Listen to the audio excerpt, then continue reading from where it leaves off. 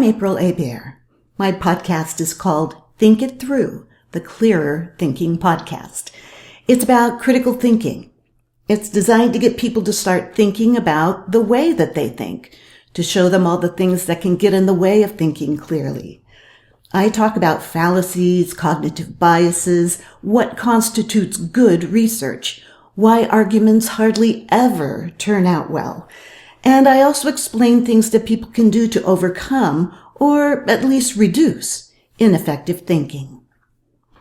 This podcast was my sabbatical project. I'm a communication professor at the College of Southern Nevada, and one of the classes that I teach is critical reasoning.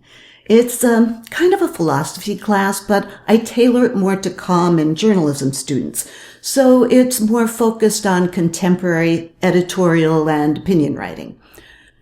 I was always telling my students that they should listen to a few of my favorite podcasts, like You Are Not So Smart and Skeptic's Guide to the Universe.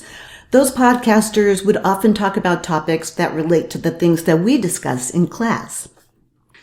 But it was really hard to get them to listen. Plus, it was difficult to curate a list of all the best episodes.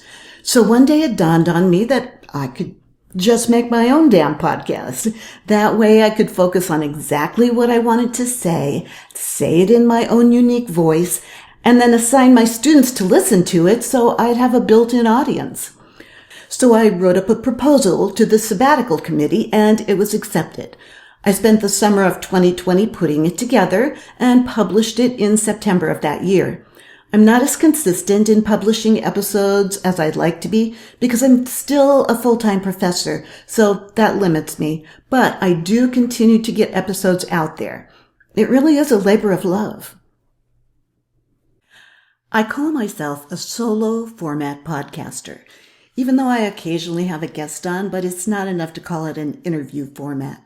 My shortest episode is 9 minutes, and my longest ones, which are the interview ones, they're about 45 minutes long, but they generally run from around 20 to 30 minutes. I have a standard intro with music that's the same from episode to episode. Then I do a short introduction of the topic for that episode, segue into 3 or 4 different subtopics related to the main topic. Then I do a wrap-up and maybe a call to action. Then the outro. So my target audience is first and foremost my students, although my episodes are available on practically every podcasting platform and Audible. I require my critical reasoning students to listen to certain episodes, and then we discuss those.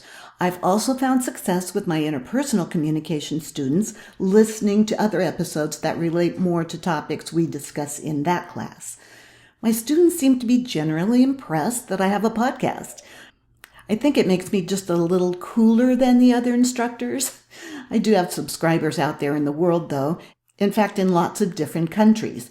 But it's a very small audience compared to other podcasts, and I really don't advertise it because at this point, that's not my focus. I do get a lot of word-of-mouth traffic and some very nice comments from random people, which makes me think maybe I could do more with it. Who knows? I get my topics from the critical thinking coursework mostly.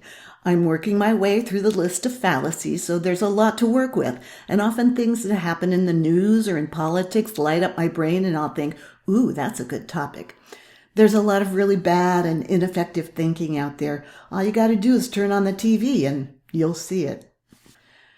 I work really hard and often for quite a while to put together an episode. Because of the subject area, I really have to do the best research to get the highest quality information. I can't just freestyle it. I have to make sure I have good, solid sources, and I do cite them. And those sources have to be easily accessible to anyone who listens to my podcast, so they can't be behind a paywall like many academic sources are. Fortunately, there's lots of good information out there that I can use, but it takes time to sift through.